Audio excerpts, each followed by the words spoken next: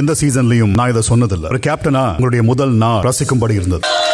இனி எங்களுக்கு நல்ல வழிக்காமே முடிச்சு அப்புறம் அது ஒரு பாயிண்ட் கேப்டன் எல்லாமே முடிச்சு எனக்கு புரியல. அது ஒரு சஜஷன் கேக்குறதுல கூட அவ்வளவு என்ன கஷ்டம். ஐயோ பைபிள்ல ஏதோ பிளான் பண்ணுது. நாங்க ரெண்டு பேரும் பேசிக்கோம். நீ ஏன் உள்ள வர? இந்த வீட்டுல நான் வேற எதுக்கு இருக்கேன்? சப்பாத்தி சாப்பிட்டு தூங்குறதுக்கு இருக்கேன்.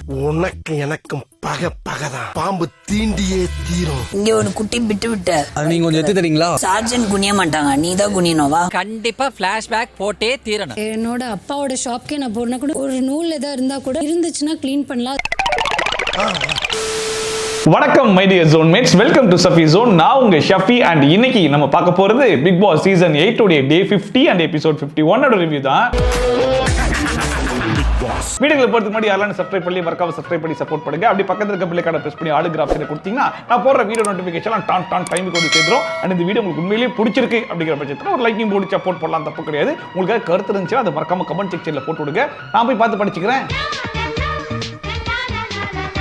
இன்னைக்கு எபிசோட ஸ்டார்ட் பண்ணும்போது தர்ஷிகா வந்து ராணோட கேட்கறாங்க, என்னடா பிக் பாஸ்லாம் செட் ஆயிடுச்சா அப்படின்னு சொல்லிட்டு. அதுக்கு ராணோ சொல்றாப்ல, ஆமா இப்பதான் உங்களுக்கு கேம்லாம் மாறிடுச்சுல, குரூப் எல்லாம் ஆட முடியாது அப்படிங்கிற மாதிரி சொன்னோன்னா, சரி ஓகே உனக்கு யார் கூட எல்லாம் வைப் செட் ஆயிருக்கு அப்படிங்கிற மாதிரி கேட்கறாங்க. அதுக்கு ராணோ சொல்றாப்ல, பாய்ஸ் டீமோட செட் ஆயிடுச்சு, ஆனா நீ ஒரு மாதிரி தூரத்துல இருந்து ஒரு வைப் கொடுத்துட்டே தான் இருக்க அப்படிங்கிற மாதிரி சொன்னோன்னே தர்ஷிகா சொல்றாங்க, ஆமா உனெல்லாம் மண்டையில கொட்டி கொட்டி கூட்டு வரணுமா இல்லையா, நான் இதுதான் பவித்ராவும் பண்ணுவேன் அப்படிங்கிற மாதிரி சொல்லிட்டு இருந்தாங்க. அதை பார்க்கும்போது ஏமா நீ எல்லாரையும் மண்டையில கொட்டி கொட்டி கூட்டு வந்துட்டு இருக்க, ஒன்னையே ஒரு ஆள் இந்த ஷோல கூட்டு வரணும், இதுல இவங்க எல்லாரையும் மண்டையில கொட்டி கொட்டி கூட்டு வந்துருக்காங்களாமா. அதை பார்க்கும்போது ஒரு மனுஷன் பில்டப் கொடுக்கலாம், வேணாம்னு சொல்லல, ஆனா எதுவுமே பண்ணாம ஒரு பில்டப் கொடுக்க முடியும் அப்படின்னா கண்டிப்பா அது தர்ஷிகாவில தான் முடியும் போல இருக்கு. எல்லா டாஸ்கையும் நான் தான் சூப்பரா பண்ணுவேன், நான் ஒரு ஹை ஸ்டாண்டர்ட் செட் பண்ணிட்டேன் போல இருக்கு அப்படின்னு சொல்லிட்டு இந்த ஷோல அவங்க பெர்ஃபார்ம் பண்றாங்களோ இல்லையோ, ஆனா பில்டப் மட்டும் ஓவரா கொடுத்துட்டே இருக்காங்க. இந்த வீட்ல ஒரு மண்டையில தட்டி கூட்டு வரது நான் தான். அப்ப முத்து அங்கேருந்து வந்து என்ன பவின்னு ஏதோ பேர் அடிப்படுது அப்படிங்கிற மாதிரி கேட்ட உடனே, என்ன முத்து நீ வர, நானே பவிக்கு பயங்கரமா ட்ரை பண்ணேன் அப்படிங்கிற மாதிரி சொன்னாங்க. நீ பவிக்கு ட்ரை பண்ணியா, என்னமா சொல்ற அப்படின்னு சொல்லி கேட்டா, இல்ல பவிய ராணவோட எப்படியே சேர்த்து வச்சலாம் அப்படிங்கறதுக்காக ட்ரை பண்ணேன் அப்படிங்கிற மாதிரி சொன்னாங்க. கூட ரொம்ப ட்ரை பண்ணேன், நல்ல பொண்ணுதான் பவி சொல்ற லூசு. எதுவா இருந்தாலும் முழுசா பேசுமா, அரைகுறையா பேசினா எங்க மைண்ட் வேற எங்கேயோ போகுதா இல்லையா அப்படிங்கிற மாதிரியே இருந்துச்சு. அப்ப முத்துக்கப்புறம் சொல்றாப்ல, ஆமாமா இந்த வேலையெல்லாம் நீ பார்க்கத்தான் செய்வேன், ஏன்னா நம்ம மட்டும் மாட்டினா தனியா மாட்ட வேணா, கேஸ்னு வந்தா பவித்ராவையும் சேர்த்து மாட்டி விட்டுலான்றதுக்காகவே நீ பண்ணிக்கிட்டு இருக்க மாதிரி தான் இருக்கு அப்படின்னு சொல்லி சொன்ன உடனே, அப்படி செய்யற ஆள்றாங்க கிடையாது அப்படிங்கிற மாதிரி பேசிட்டு இருந்தாங்க. அப்ப முத்துக்கப்புறம் விஷயம் சொன்னாப்ல, அதாவது நான் ஒன்னே ஒன்று தான் உனக்கு சொல்லுவேன், நீ உனக்கு பிடிச்ச மாதிரி இரு, தப்பு கிடையாது, ஆனா உன்னுடைய கேம் வந்து அஃபெக்ட் ஆகாம பாத்துக்கோ, ஒரு கிளாரிட்டியோட இரு அப்படிங்கிற மாதிரி சொன்னாப்ல. அதுக்கு தர்ஷிகா அதெல்லாம் எனக்கு புரிஞ்சு, நான் கிளாரிட்டியோட தான் இருக்கேன் அப்படிங்கிற மாதிரி சொல்லிட்டு இருந்தாங்க. அது முத்துக்குமரன் என்ன சொல்ல வராப்ல அப்படின்னா, இந்த லவ் கண்டென்ட் விஷால வச்சு லவ் பண்றது இது எல்லாமே தனித்தனியா இருக்கும் போதோ குரூப் கண்டென்ட்டா பண்ணிட்டு இருக்கும் போதோ பரவாயில்ல, ஆனா இப்போ இண்டிவிஜுவல் கேமா மாறிடுச்சு. இதுக்கப்புறம் நான் லவ் பண்றேன், அந்த லவ்ல நான் விஷால வந்து நாமினேட் பண்ண மாட்டேன், விஷால வந்து எங்கேயுமே நான் விட்டு கொடுக்க மாட்டேன், விஷாலுக்காக நான் ஆடுறேன், இந்த மாதிரி வேலைகள்லாம் நீ எங்கேயாச்சும் பார்த்த அப்படின்னா அது உனக்கே பேக் ஃபயர் ஆயிரும். ஸோ இதெல்லாம் மைண்ட்ல வச்சுட்டு இதுக்கப்புறம் இண்டிவிஜுவல் கேம் இதுக்குள்ள லவ் எல்லாம் கொண்டு வரக்கூடாது அப்படிங்கிற கிளாரிட்டியோட விளையாடுமா அப்படிங்கிற மாதிரி ஒரு நல்ல அட்வைஸை சொல்லியிருக்காப்ல. கேட்டா நல்லா இருக்கும், இல்லாட்டா வெளியே வந்துருவாங்க. நீ உனக்கு பிடிச்ச மாதிரி இரு, ஆனா அது உன் கேம் அஃபெக்ட் பண்ணாத மாதிரி பாத்துக்க. அப்புறமா இந்த வாரத்துடைய கேப்டன் வந்து தீபக் இல்லையா, சோ லாஸ்ட் வீக் கேப்டன் மஞ்சரி வந்து சரி ஓகே இதோட என்ன பொறுப்பு வந்து முடிஞ்சு போச்சு, இதுக்கப்புறம் நீங்க பொறுப்பேத்துக்கோங்க அப்படிங்கிற மாதிரி கிரீடத்தெல்லாம் வச்சு விட்டு போனாங்க. அப்ப தீபக் வந்து வெல்கம் டு செகண்ட் ஆஃப் அப்படிங்கிற மாதிரி சொல்லிட்டு, இதுக்கப்புறம் வந்து பாய்ஸ் வர்சஸ் கேர்ள்ஸ் அந்த மாதிரிலாம் கான்செப்ட் கிடையாது இல்லையா, மொத்த கான்செப்ட் மாறி போச்சுல. லாஸ்ட் சீசன்ல என்ன பண்ணுவாங்க அப்படின்னா, ஒவ்வொரு டீமா வந்து பிரிப்பாங்க, வெசல் வாஷிங் டீம், அதுக்கப்புறம் house cleaning team, kitchen team, toilet cleaning டீம்னு சொல்லிட்டு, சோ அந்த மாதிரி டீம் தான் வந்து நம்ம பிரிக்க போறோம். அது மட்டும் இல்லாம நான் ஒவ்வொருத்தருக்கும் சில இன்சார்ஜஸ் வந்து கொடுக்கிறேன் அப்படிங்கிற மாதிரி சொல்லியிருந்தாப்ல. Store room incharge, kitchen incharge அப்படிங்கிற மாதிரி அவங்களாம் வந்து இந்த ரேஷனிங் அதெல்லாம் வந்து பார்த்துக்கணும் அப்படிங்கிற மாதிரி சொல்லியிருந்தாப்ல. அண்ட் இது எல்லாத்தையும் சேர்த்து பார்க்கக்கூடிய ஒரு ஆள் யாரு அப்படின்னு சொல்லி பார்த்தா சௌந்தர்யாவா, அவங்க சார்ஜென்ட்டா. So Soundarya will be the sergeant. So அவங்க தான் இந்த கிளீனிங் டீம் எல்லாத்தையுமே கரெக்டா பண்றாங்களா இல்லையா அப்படின்னு சொல்லிட்டு மேற்பார்வை பண்ணக்கூடிய ஒரு ஆள் போல இருக்கு. சோ அதனால கண்டிப்பா நமக்கு நிறைய கண்டென்ட் கிடைக்க போகுது அப்படிங்கிறது தெரிஞ்சு போச்சு. இப்படி ஒரு விஷயத்தை வந்து பண்ணாப்ல. அதுக்கப்புறமா ஒரு விஷயம் நான் எக்ஸ்ட்ராவா நான் பண்றேன் அப்படிங்கிற மாதிரி நோ யுவர் ஃப்ரெண்ட் அப்படிங்கிற கான்செப்ட் இந்த வீட்டில் ஒரு சில பேருக்கு இன்னுமே வந்து ஒரு சில பேரை பத்தி தப்பான புரிதல் இருக்கலாம், இல்லை இன்னும் கரெக்டாக நம்ம பேசலையே கனெக்ட் ஆகலையே அப்படிங்கிற மாதிரிலாம் இருக்கும். பட் அவங்களுக்கு இந்த வாரம் என்ன பண்ணலாம் அப்படின்னா, அவங்க கிட்ட போய் பேசி புரிஞ்சுக்கிட்டு, ஆமா நான் ஸ்டார்டிங்ல அவங்கள பத்தி நான் இப்படி நினைச்சிருந்தேன், ஆனா அவங்க கிட்ட போய் பேசினதுக்கு அப்புறமா எனக்கு இப்படி ஒரு புரிதல் வந்துச்சு அப்படிங்கிற மாதிரி என்கிட்ட வந்து சொல்லுங்க அப்படிங்கிற மாதிரி டாஸ்கையும் சேர்த்து ஹவுஸ்மேட்ஸ்க்கு வந்து கொடுத்தாப்ல. பரவாயில்லப்பா, கேப்டனா புதுசா சில விஷயங்கள்லாம் திங்க் பண்ணிருக்காரு. அண்ட் முக்கியமா மத்த கேப்டன்ஸ்க்கு கிடைக்காத ஒரு பெனிஃபிட் தீபக்கு என்ன கிடைச்சிருக்கு அப்படின்னா இந்த பாய்ஸ் வெர்சஸ் கேர்ள்ஸ்ங்கிற கான்செப்ட், வீட்டுக்குள்ள ஒரு கோடு, அதுக்கு ஒரு டாஸ்க், அதுக்கு ஒரு பிரச்சனை வரும், அதை சமாளிக்கணும், இப்படிலாம் கிடையாது. எல்லாரும் சமம் தான், எல்லாரும் ஒரே டீம் தான் அப்படின்னு சொல்லி இருக்கிறதுனால தீபக் கொஞ்சம் ஈஸியா ஹேண்டில் பண்ணிடலாமோ அப்படிங்கிற ஒரு பெனிஃபிட் இருக்குது. நோயிங் யுவர் ஃப்ரெண்ட் அப்படின்றது தான் இந்த கான்செப்ட். அப்புறம் விஷால் போய் தர்ஷிகா கிட்ட ஆர் யூ ஓகே அப்படிங்கிற மாதிரி கேட்டாப்ல. ஓகே அப்படின்னாங்க. மார்னிங் எதுவும் கேட்டல, ஆமா கேட்டேன் அப்படின்னு. ஒவ்வொருத்தரா என்கிட்ட வந்து கேட்கறது எனக்கு பிடிக்கலடி அப்படிங்கிற மாதிரி சொன்னாப்ல. நீ தான் சத்தியம் மட்டல சத்தியம் அப்படின்னு சொல்லிட்டு இருந்தாங்க. கடைசி வரைக்கும் இவங்க ரெண்டு பேரும் எதை பத்தி நான் பேசுறாங்க அப்படிங்கிற மாதிரி புரியாமையே இருந்துச்சு. அப்புறமா தான் தெரிஞ்சிச்சு தர்ஷிகாக்கு கிரஷ் வந்த உடனே ஃபர்ஸ்டா போயிட்டு ஜாக்லின் கிட்ட சொன்னாங்க இல்லையா, அதை ஜாக்லின் போயிட்டு விஷால் கிட்ட சொல்லும்போது விஷால் சத்தியம் பண்ணார் இல்லையா, எனக்கு இதெல்லாம் வந்து விருப்பமே இல்லை அப்படிங்கிற மாதிரி அந்த சத்தியத்தை கொண்டு வந்து இப்ப தர்ஷிகா கிட்ட சொல்லிருக்காங்க போல இருக்கு. அதை கொண்டு போய் தர்ஷிகா வந்து விஷால் கிட்ட சொல்லிருப்பாங்க போல இருக்கு. அதை விஷால் கொண்டு வந்து இப்ப தர்ஷிகா கிட்ட சொல்லிருக்காங்க. எப்படிப்பட்ட ட்ரெயின் பாத்துக்கோங்க. எனக்கு அது பிடிக்கலடி, எல்லாரும் வந்து தனியா கேக்குறது. இல்லடா இந்த சீசனை பொறுத்த வரைக்கும் எப்படி போயிட்டு இருக்கு அப்படின்னா, வீக்கெண்ட் எபிசோட்ல பேசுறதுக்கு நிறைய டாபிக் இருந்தாலும் அதை பத்திலாம் நான் பேச மாட்டேன்னு சொல்லிட்டு தேவையில்லாத டாபிக்லாம் விஜய் சேதுபதி பேசிட்டு இருக்காப்புல. அதே மாதிரி 1 hour எபிசோட்ல காட்டுறதுக்கு நிறைய விஷயம் இருந்தாலும் நாங்க அதெல்லாம் காட்ட மாட்டோம், தேவையில்லாத லவ் கண்டென்ட் தான் காட்டுவோம் அப்படின்னு சொல்லிட்டு அதை காட்டிக்கிட்டு இருக்காங்க. இதுல ஏதாச்சும் 5 பைசா பிரயோஜனம் இருக்குதா? இது உண்மையான காதலா இருந்தா கூட சரி ரசிச்சு பார்க்கலாம். இது லவ்வா இல்ல கண்டென்ட்டா இல்ல என்னன்னே புரிய மாட்டேது. இருந்தாலும் இதை டெலிகாஸ்ட் பண்ணிக்கிட்டே இருக்காங்க. கடைசியா விஷால் சொல்றாப்ல I don't want to hurt your feelings அப்படிங்கிற மாதிரி சொல்றாப்ல. அதே மாதிரி I don't want to hurt அப்படிங்கிற மாதிரி அவங்க ஒரு பக்கம் சொல்லிட்டு இருந்தாங்க.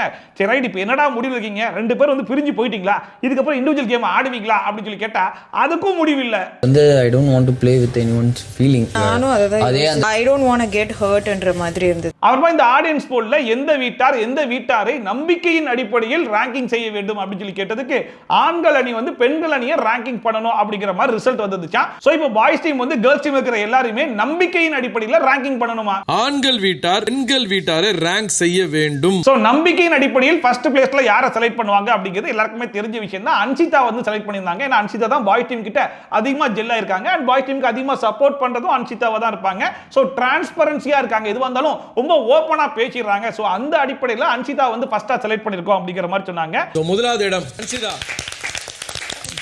அண்ட் செகண்டா வந்து பவித்ராவை செலக்ட் பண்ணிருக்கோம் அப்படின்னு சொல்லி சொன்னாங்க. ஏதாச்சும் ஒரு விஷயத்தை நம்பி சொன்னோம் அப்படின்னா ரொம்ப சேஃபா இருக்கு, அது வந்து வெளியே லீக் பண்ணாம இருக்காங்க. சோ அந்த நம்பிக்கையின் அடிப்படையில் பவித்ராக்கு வந்து செகண்ட் பிளேஸ் அப்படிங்கிற மாதிரி சொன்னாங்க. இரண்டாவது இடம் பவித்ரா. அண்ட் தேர்ட் பிளேஸ்ல கொண்டு போய் தர்ஷிகா பேரை சொல்லி விட்டுருந்தாங்க. அதை பார்க்க தான் பயங்கர ஷாக்கிங்கா இருந்துச்சு. ஏன்னா இதுக்கு முன்னாடி வரைக்கும் என்ன சொல்லிட்டு இருந்தாங்கன்னா தர்ஷிகா ரொம்ப சேஃப் கேம் வந்து ஆடுவாங்க, பின்னாடி ஒளிஞ்சுக்கிட்டு மொத்த டீமையும் தூண்டி விடுற ஆளே தர்ஷிகா தான் அப்படிங்கிற மாதிரி பல குற்றச்சாட்டுகளை எடுத்து வச்சுட்டு இப்ப சொல்றாங்க எதுவா இருந்தாலும் ஸ்ட்ரைட் ஃபார்வர்டா பேசக்கூடிய ஆளுன்னு சொல்லிட்டு இருக்காங்க. நான் ஒரு நேர்படை பேச்சை பார்க்கிறேன் நானு. அண்ட் அடுத்ததா இந்த சீசன் மட்டும் கிடையாதுங்க, இந்த 8 சீசன் நீங்க எடுத்து பார்த்தாலும் இப்படிப்பட்ட ஒரு சிறந்த காமெடியை எவனும் பண்ணிருக்க முடியாது அப்படிங்கிற மாதிரி முத்துக்குமரன் வந்து ஒரு தலைச்சிறந்த காமெடி ஒன்று பண்ணாப்ல. 4th பிளேஸ்ல சாச்சனா பேரை சொல்லிட்டு அதுக்கு ரீசன் சொன்னாரு பாருங்க. இங்க இருக்கிற விஷயத்தை அங்கேயும் அங்க இருக்கிற விஷயத்தை இங்கேயும் சொல்லாத ஒரு ஆள் அப்படின்னா அது இந்த சாச்சனா புள்ளியா. எதுவா இருந்தாலும் நேரா பேசிரும் அப்படிங்கிற மாதிரி சொன்னாங்க. சாச்சனா வந்து இங்க இருக்கிற ஒருத்தனை பத்தி எடுத்துட்டு போய் வெளியில ஒண்ணு சொல்லி அங்க இருக்கிற ஒரு ஆளை பத்தி இங்க சொல்ற இந்த புரணி இரணி எல்லாம் இல்லாம இதை சொல்லும் போது கேர்ள்ஸ் டீம்ல இருக்கிற மஞ்சரி, ஆனந்தி, சௌந்தர்யா, ஜாக்லினுமே இதெல்லாம் நம்புற மாதிரியா இருக்கு, யாரா இவனுங்க அப்படிங்கிற மாதிரி நக்கலா ஒரு சிரிப்பு ஒன்று சிரிச்சாங்க. உண்மையிலேயே அந்த சிரிப்பு தான் எனக்குமே வந்துச்சு. எப்படி இப்படி ஒரு மனசாட்சி இல்லாம ஒரு முடிவு எடுக்க முடிச்சுன்னு சத்தியமா தெரியலையே. ஒருவேளை ஃபர்ஸ்ட் 4th பிளேஸ்க்குள்ள வைக்கல அப்படின்னா வீக்கெண்ட் எபிசோட் அவங்க அப்பா வந்து கேள்விக்கு மேல கேள்வியா கேட்டு கொலையா கொன்றுவாரு அப்படிங்கிற பயத்துல பண்ணாங்களா, இல்ல இந்த புள்ளிய போயிட்டு அவங்க அப்பா கிட்ட போட்டு கொடுத்துருன்ற பயத்துல பண்ணாங்களான்னு தெரியல. ஆனா இப்படி ஒரு முடிவை நம்மளால சத்தியமா ஏத்துக்க முடியல. நம்பர் 4 சாச்சனா. நோ. அப்புறமா 5th பிளேஸ்ல ஆனந்தி, 6th பிளேஸ்ல ஜாக்லின், 7th பிளேஸ்ல சௌந்தர்யா அண்ட் கடைசி 8th பிளேஸ்ல மஞ்சரி அப்படின்னு சொல்லிட்டு இதுதான் பாய்ஸ் டீம் கேர்ள்ஸ் டீம் மேல வச்சிருக்கிற நம்பிக்கையின் அடிப்படையில் எடுக்கப்பட்ட ரேங்கிங் அப்படிங்கிற மாதிரி சொல்லிட்டாங்க. நம்பிக்கையின் அடிப்படையில் வந்து ரேங்க் செய்ததுல 1 to 8 இங்க இருக்காங்க.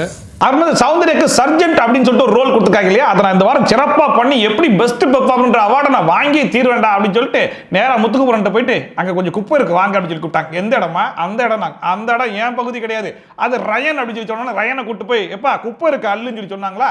அந்த பையன் குனிஞ்சு எடுத்துட்டு போது சௌந்தர்யா அவங்க காலு கீழ ஒரு குப்பை இருக்கு பாருங்க, அதை கொஞ்சம் எடுத்துருக்கன்னு சொல்லி சொன்னா சர்ஜென்ட்லாம் குனிய கூடாது தெரியும்ல அப்படிங்கிற மாதிரி பேசிட்டு இருந்தாங்க. அதை பார்க்கும்போது எனக்கு குபீர்னு சிரிப்பு வந்துச்சு. ஏன்னா இந்த ஹோட்டல் டாஸ்க்ல முத்துக்குமரன் வந்து சௌந்தர்யா கூட்டு போய் குப்பை இருக்குமா எடுமான்னு சொல்லி சொன்னதுக்கு இவர் ஹோட்டல் ஓனர் தானே எடுக்கலாம்ல, எங்க அப்பா எல்லாம் பேக்கரிக்குள்ள வந்தாருன்னா அந்த குப்பை கடந்துச்சுன்னா எடுத்து போட தான் செய்வாரு அப்படிங்கிற மாதிரி பயங்கரமா பேசினாங்க. என்னோட அப்பாவோட ஷாப்க்கே நான் போனா கூட ஒரு நூல் ஏதாவது இருந்தா கூட நான் இருந்துச்சுன்னா க்ளீன் பண்ணலாம், அது கொஞ்சம் டைம் எடுக்கும். ஆனா இப்போ அவங்களுக்கு ஒரு போஸ்டிங் வந்த உடனே நான் இப்போ ஒரு போஸ்டிங்ல இருக்கேன், நான் குனிஞ்சு ஒரு குப்பையை எடுக்க கூடாது அப்படிங்கிற மாதிரி ஸ்ட்ரிக்ட்டா பேசிட்டு இருக்காங்க. அது நீங்க கொஞ்சம் எடுத்து தரீங்களா? சார்ஜன் குனிய மாட்டாங்க, நீ தான் குனியனோவா? அப்புறமா ஆனந்தி போயிட்டு பவித்ரா கிட்ட ஜெஃப்ரி கிட்ட எனக்கு நிறைய நெகட்டிவ் தெரியுது, ஏதாச்சும் சொன்னா அவன் டிஃபென்சிவ் மோடுக்கு போயிடுறான் அப்படிங்கிற மாதிரி சொல்லிட்டு இருந்தாங்க. இங்க மட்டும் கிடையாது, ஆனந்தி ரீசன்ட் டைம்ஸ்ல பாத்தீங்க அப்படின்னா ஜெஃப்ரியை பத்தி நிறைய இடத்துல பேசிட்டே இருக்காங்க. வீக்கெண்ட் எபிசோட்ல கூட முத்துக்குமரன் போய் பேசிட்டு இருந்திருப்பாங்க. இதுக்கெல்லாம் என்ன காரணம் அப்படின்னா ஜெஃப்ரி அவனுக்கு கிடைக்கக்கூடிய வாய்ப்புகள் எல்லாம் போட்டு ஆனந்தியை அடின்னு அடிச்சு நவுத்திடுறான். அதாவது வைல்ட் கார்டு என்ட்ரில உள்ள வந்ததுக்கு அப்புறம் மேனிபுலேஷன் பண்றாங்கன்னு சொல்லி ஒரு வார்த்தையை சொன்னாங்க. அதுக்கப்புறம் உங்களுடைய கேமே வந்து மாறிடுச்சு அப்படிங்கிற உண்மையெல்லாம் அந்த பைப்ல போட்டு உடைச்சு விட்டுறானா, அது ஆனந்தியால தாங்கிக்க முடியல. என்ன எல்லா இடத்துலயும் நம்ம கேமை போட்டு உடைச்சிக்கிட்டே இருக்கானே அப்படின்னு சொல்லிட்டு இப்ப அவனை பத்தி எல்லார்கிட்டயும் பேச ஆரம்பிச்சிட்டாங்க. எனக்கு ஜெஃப்கேட் இப்ப நிறைய நெகட்டிவ் இது தெரியுது. அப்ப பவித்ரான்னு சொல்றாங்க, ஆமாமா நானும் நோட் பண்ணி பார்த்தேன், அவன் வந்து சௌந்தர்யா கூடவே தான் சுத்திட்டு இருக்கான், சௌந்தர்யாக்கு தேவையான இன்புட்ஸ் மட்டும் தான் கொடுத்துட்டு இருக்கானே தவிர்த்து அவன் யாருங்கிறது வெளியே தெரியவே இல்லை. இருந்தாலும் அவனுக்கு கிளாப்ஸ் வருது, அந்த கிளாப்ஸ் வரதெல்லாம் அவன் ஃபன் பண்றான், காமெடி பண்றதுக்காக தான் வருது தவிர்த்து அவன் கேம் ஆடுறான்றதுக்காக வரல அப்படிங்கிற மாதிரி பேசிட்டு இருக்காங்க. என்னன்னா உனக்கு 4 பேர் கை தட்டுறாங்க, அதனால நீ வந்து சூப்பரா பெர்ஃபார்ம், எனக்கு அதுல நம்பிக்கை இல்லை. அப்ப ஆனந்தி சொல்றாங்க ஜெஃப்ரிக்கு என்னென்ன பாயிண்ட்லாம் சொன்னோமோ அது எல்லாமே விஷாலுக்கும் பொருந்தும் அப்படிங்கிற மாதிரி சொன்னாங்க. அவன் வந்து காமெடி என்டர்டெயின்மெண்ட் சொல்லிட்டு இதுக்கு பின்னாடியே ஒளிஞ்சிருக்கான் அப்படிங்கிற மாதிரி வழக்கமா சொல்லக்கூடிய குற்றச்சாட்டு தான் அவங்க சொன்னாங்க. அப்ப பவித்ரான்னு சொன்னாங்க, ஆமா ஆமா நல்லா பேசக்கூடிய ஆள் தான், எதுக்கு காமெடி மட்டுமே பண்ணிட்டு இருக்கான் அப்படிங்கிற மாதிரி சொல்லும்போது ஆர்ஜி ஆனந்தி சொல்றாங்க, ஆமா இந்த காமெடியை யூஸ் பண்ணி அவன் அடுத்தவங்களுடைய முகத்திரையை கிழிச்சான்னு வைங்க, அது சூப்பரா இருக்கும், ஆனா அந்த வேலையை அவன் பார்க்க மாட்டான் அப்படிங்கிற மாதிரி ரொம்ப ஓப்பனாவே வந்து சொன்னாங்க. நீங்க என்டர்டெயின்மெண்டே பண்ணுங்க, பிரச்சனை இல்ல, நீங்க இப்ப அது தீபக் கலாயிங்க. இப்போ உண்மையிலே விஷாலை பொறுத்த வரைக்கும் இந்த வீட்டுல என்ன பண்றாரு அப்படிங்கிறது சத்தியமா தெரியவே இல்லை. விஷாலோட கேம் இவ்வளவு நாளா எப்படி இருந்துச்சுன்னு சொல்லி பாத்தீங்கன்னா எல்லா இடத்துலயும் காமெடி பண்றது, அருண் பிரசாத்தையும் சத்யாவையும் நல்லா பிரெயின் வாஷ் பண்ணி யூஸ் பண்றது, இந்த மாதிரி தான் போயிட்டு இருந்துச்சு. இது குரூப் டாஸ்கா இருக்கிற வரைக்கும் ஓகேவா இருந்துச்சு. இப்போ இண்டிவிஜுவல் டாஸ்கா மாறிடுச்சா, இதுக்கப்புறம் அருண் பிரசாத் கொஞ்சம் உஷாராயிடுவாரு நம்புறேன் அவ்வளவுதான். பட் சத்யா எப்படின்னு சொல்லி தெரியல. இவங்க எல்லாம் உஷார் ஆயிட்டாங்க அப்படின்னா இதுக்கப்புறம் தான் விஷாலுடைய கேம்னா என்ன அப்படிங்கிறது தெரியும்னு நினைக்கிறேன். அப்ப சொல்றாங்க இந்த ரஞ்சித்தை பொறுத்த வரைக்கும் எல்லாருமே ஒரு விஷயம் சொல்றாங்க, அதுல ஒருத்தர் சொன்னது அவருக்கு தப்பா தோணுது அப்படின்னா நீ தப்பா சொல்றப்பா அப்படின்னு சொல்லி கை காமிச்சு சொல்ல மாட்டாங்க. எல்லாரும் சொல்றீங்க இது எல்லாமே கொஞ்சம் தப்பா இருக்கு, நம்ம வேற ஏதாச்சும் யோசிக்கலாமே அப்படிங்கிற மாதிரி பொதுவாவே வந்து போறாப்ல, அதான் சேஃப் கேம் அப்படிங்கிற மாதிரி சொல்லிட்டு இருந்தாங்க. அண்ட் இந்த வீட்டில் 2 பேர் தான் கொஞ்சம் ஈக்குவலா இருக்காங்க அப்படிங்கிற மாதிரி சொன்னாங்க. யாருன்னு சொல்லி கேட்டா தீபக் அண்ட் அருண் பிரசாத் தான். தீபக்கை பொறுத்த வரைக்கும் அப்ரோச்சபிளா இல்ல அப்படிங்கிற விஷயம் அவருக்கே நல்லா தெரிஞ்சிருக்கு. அதை தெரிஞ்சுக்கிட்டு இப்போ கொஞ்சம் சேஞ்ச் பண்றதுக்கு கொஞ்சம் எஃபோர்ட் போடுறாரு அப்படிங்கிற மாதிரி சொல்லிட்டு இருந்தாங்களா. அப்ப இந்த சாச்சனாப்ல சொல்லிச்சு, ஆமா அதை நானும் பார்த்தேன், இந்த கேம் விளையாடும்போது உனக்கு யாரு பிடிக்காதுன்னு சொல்லி கேட்டாங்க, தீபக்னு சொல்லி சொன்னேன். அப்ப என்ன கூப்பிட்டு கேட்டார் ஏமா அப்படின்னு சொல்லி கேட்கும்போது சொன்னீங்க கொஞ்சம் அப்ரோச்சபிளா இல்ல, மத்தவங்க பேசுற மாதிரி உங்ககிட்ட பேச முடியல அப்படின்னு சொல்லும்போது இதுக்கப்புறம் என்கிட்ட பேசுமா, நான் உங்ககிட்ட பேசுறேன் அப்படிங்கிற மாதிரி சொன்னாப்ல. ஒரு எஃபோர்ட் வந்து போடுறாரு அப்படிங்கிற மாதிரி கொஞ்சம் பாசிட்டிவா பேசிட்டு இருந்தாங்க தீபக். உங்ககிட்ட மட்டும் எனக்கு ஒரு கனெக்ஷன் இல்லைண்ணா அப்படின்னு, இனிமேல் என்கிட்ட வந்து பேசுமா, நான் ட்ரை பண்றேன் கனெக்ட் ஆகுது. அப்புறமா வழக்கம் போல தான் அருணுடைய கேப்டன்சில 5 ரிப்பனை கொடுத்தாங்க, நம்ம மஞ்சரியுடைய கேப்டன்சில 3 பேட்ச் கொடுத்தாங்க இல்லையா, அதே மாதிரி தீபக்குடைய கேப்டன்சில ஒரு பூந்தொட்டி அதுல 5 பூ இருக்கு. தீபக்குடைய கேப்டன்சி சரியில்லை, வீடு வந்து என்டர்டெயின்மெண்டா இல்ல அப்படிங்கிற மாதிரி உங்களுக்கு தோணுச்சுன்னா எல்லாரையும் கூப்பிட்டு உட்கார வச்சு ரீசனை சொல்லிட்டு ஒவ்வொரு பூவா கட் பண்ணணுமா. இந்த மாதிரி 5 பூவையும் கட் பண்ணிட்டாங்க அப்படின்னா தீபக்குடைய கேப்டன்சி பறி போயிருமா. 5 பூக்களும் எடுக்கப்பட்டால் தீபக்கின் தலைவர் பதவி பறிக்கப்படும். அதுக்கு எல்லார் கேப்டன் சொல்ற மாதிரி தான் நம்ம தீபக்கும் சொன்னாப்ல, அதாவது ஃபர்ஸ்ட் என்கிட்ட வந்து அப்ரோச் பண்ணுங்க, என்கிட்ட சொல்யூஷன் கிடைக்கல அப்படிங்கிற மாதிரி உங்களுக்கு தோணுச்சு அப்படின்னா நீங்க தாராளமா வந்து எல்லார்கிட்டையும் சொல்லிட்டு அந்த பூவை கட் பண்ணிட்டு போயிட்டே இருக்கலாம் அப்படிங்கிற மாதிரி சொல்லிட்டாப்ல. அதுக்கப்புறம் ராணா வந்து ஒரு விஷயம் பண்ண போறாப்ல, ஒவ்வொருத்தரையும் ஒரு வார்த்தையில எக்ஸ்பிளைன் பண்ண போறாரு அப்படிங்கிற மாதிரி சொன்னாங்க. சரி ரைட், என்ன சொல்ல போறாருன்றத பாக்குறதுக்கு ரொம்ப ஆவலா இருந்தேன். அப்ப ராணா வந்து அன்சிதா இருந்து ஸ்டார்ட் பண்ணார். அன்பான அன்சிதா, தாறுமாறான தர்சிகா, பவர் பேக்ட் பவித்ரா, ஆனந்தமான ஆனந்தியா, மரியாதை கொண்ட மஞ்சரியா, ஜாக்பாட் ஜாக்லினா, ராயல் ரயனு, சுகமான சௌந்தர்யா, 3 கண் முத்து, சங்கு சக்கரம் சாச்சனா, அறம் அருண், வெற்றி விஷால், சாதாரணமா இல்லாத Sathya, jerk Jeffrey, success Siva, ரணம் பார்த்த ரஞ்சித், தீப்பிடிக்கும் தீபக் அப்படிங்கிற மாதிரி ஒவ்வொருத்தருடைய பேருக்கு ஏத்த மாதிரி அதுக்கு கோர்வையா அழகான அடமொழிலாம் வச்சு ஒரு சூப்பரா ரெடி பண்ணியிருந்தாப்ல. உண்மையிலேயே ராணவ் வந்து இவ்வளவு நாள் ஆச்சு இல்லையா, இதுல கொஞ்சம் உருப்படியா பேசினது இந்த இடத்துல தான் அப்படிங்கிற மாதிரி இருந்துச்சு. சோ எல்லாருக்கும் பேர் வச்ச ராணவுக்கு நான் ஒரு பேர் வைக்கட்டா எப்படின்னு சொல்லிட்டு பவித்ரா ராக்கிங் ராணவ் அப்படிங்கிற மாதிரி அப்ரிஷியேட்லாம் பண்ணி விட்டாங்க. எல்லாரும் பயங்கரமா கிளாப்லாம் பண்ணாங்க. உண்மையிலேயே மனசு கொஞ்சம் நல்லா பெர்ஃபார்ம் பண்ண மாதிரி இருந்துச்சு. உடனே பிக் பாஸ் வந்து ரைட் முடிச்சா எல்லாரும் வந்து உட்காருங்க, நம்ம நாமினேஷனை ஸ்டார்ட் பண்ணிடலாம் அப்படிங்கிற மாதிரி சொன்னாப்ல. அண்ட் இந்த வாரம் ஒருத்தரை மட்டும் தான் நாமினேட் பண்ண முடியாது, அது யாருன்னா கேப்டன் தீபக் அப்படிங்கிற மாதிரி சொல்லிட்டு முதல்ல டைரக்ட் நாமினேஷன் பண்ண வேண்டிய சத்யா அண்ட் ஆர்ஜி ஆனந்தி 2 பேரும் வந்து நாமினேஷன் பண்ணிருங்க அப்படிங்கிற மாதிரி சொன்னாப்ல.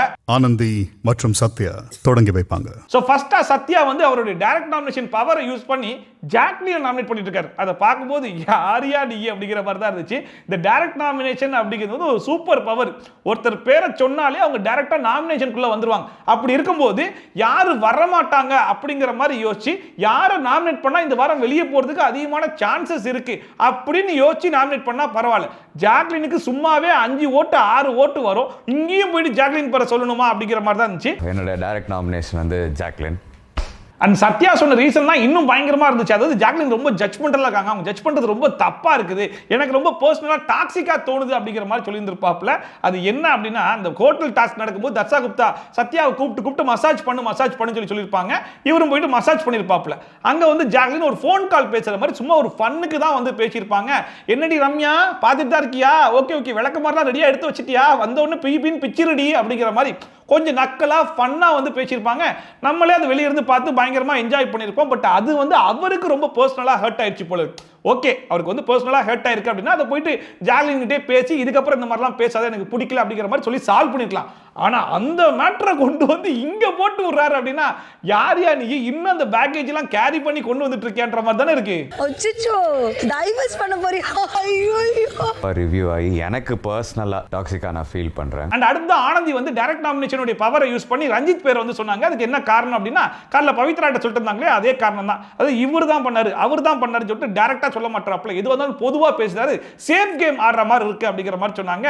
உண்மையிலேயே ஒரு கரெக்டான சாய்ஸ் தான் சொல்லுவேன். ஏன்னா ரஞ்சித்லாம் 50 நாளை தாண்டி இந்த வீட்டில் இருக்கிறதுக்கு தகுதியான ஆளா அப்படின்னு சொல்லி கேட்டீங்கன்னா கண்டிப்பா கிடையவே கிடையாது.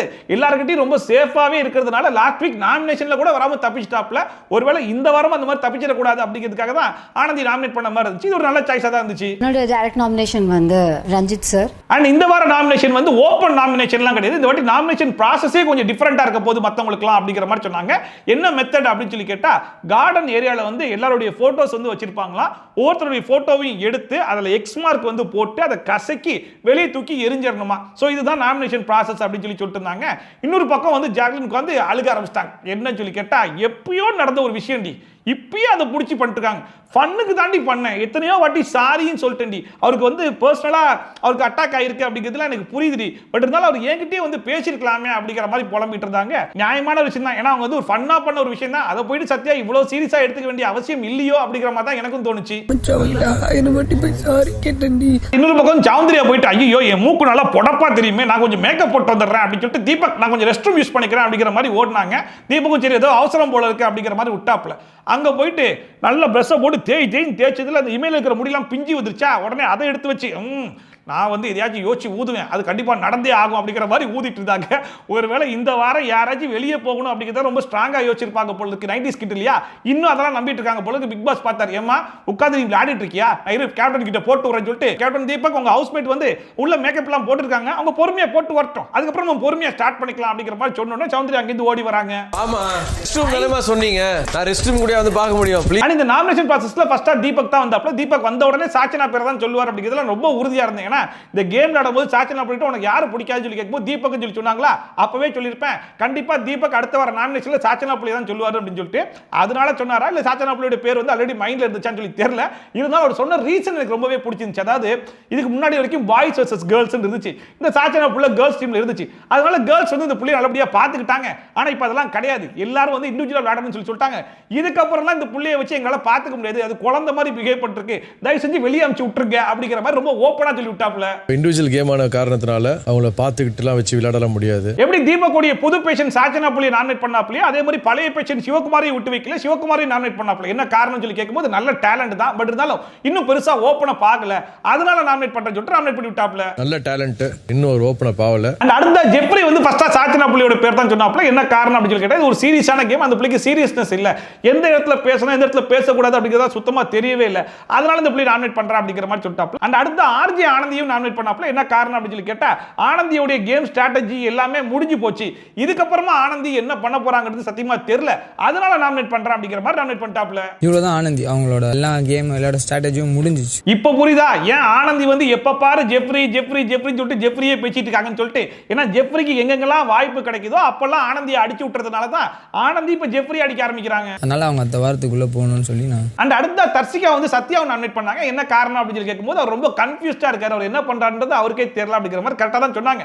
பட் இருந்தாலும் சத்யாவை எதுக்காக தர்சிகா நாமினேட் பண்றாங்க அப்படின்னா, எப்படி ஜெஃப்ரி வந்து ஆனந்தியை அடிச்சுட்டே இருக்காரோ அதே மாதிரி சத்யாக்கு எங்கெங்கெல்லாம் வாய்ப்பு கிடைக்குதோ அங்கெல்லாம் தர்சிகாவை அடிச்சுட்டே இருக்காப்புல. அது லாஸ்ட் வீக்கெண்ட் எபிசோட்ல கூட சொல்லியிருப்பாங்க. ஸோ அதனால தான் சத்யாவை நாமினேட் பண்ணாங்க அப்படிங்கிறது நல்லாவே தெரிஞ்சிச்சு. என்ன பண்றாருன்னே தெரியல இந்த வீட்டில். ஸோ அதனால நான் சத்யாவை நாமினேட் பண்றேன் பாஸ். அண்ட் அடுத்த ஆர்ஜி ஆனந்தியை நாமினேட் பண்ணிட்டு முன்னாடிலாம் நிறைய பண்ணாங்க, நிறைய பேசினாங்க, பட் இப்போ எதுவுமே பண்றது இல்லை அப்படிங்கிற மாதிரி சொன்னாங்க. அண்ட் தர்சிகா எதுக்காக குறிப்பா ஆர்ஜி ஆனந்தியை நாமினேட் பண்ணிருக்காங்க அப்படின்னு சொல்லி பார்த்தீங்கன்னா, ஆல்ரெடி தர்சிகாவே டேஞ்சர் ஜோன்ல தான் இருக்காங்க.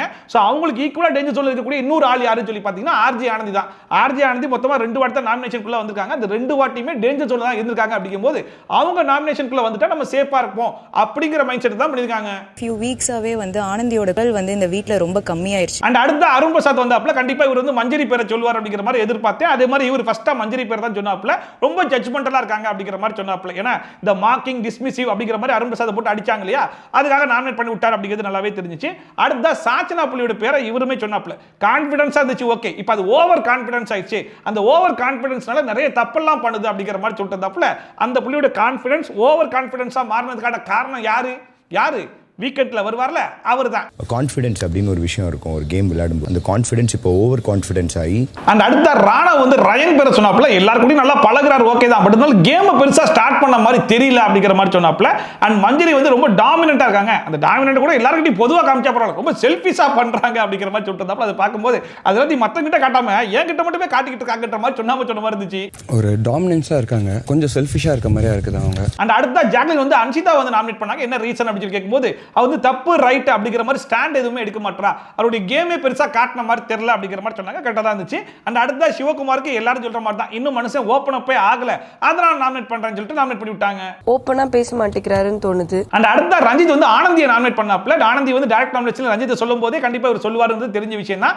ஆனந்திக்கு என்ன ரீசன் சொன்னார் அப்படின்னா, நிறைய போய் சொல்றாங்க, யாருக்கும் உண்மையா இல்லை, எல்லாத்தையும் இன்ஃப்ளூயன்ஸ் பண்றாங்க அப்படிங்கிற மாதிரி பாயிண்டா எடுத்து வச்சாப்ல. அதை பார்க்கும்போது யாருக்கும் தெரியாம பேசுங்கன்னு சொல்லி பேசும்போது இவ்வளவு பேசுறீங்களே, இதெல்லாம் மூஞ்சிக்கு நேரா பேசுங்க தான் எல்லாரும் சொல்றாங்க.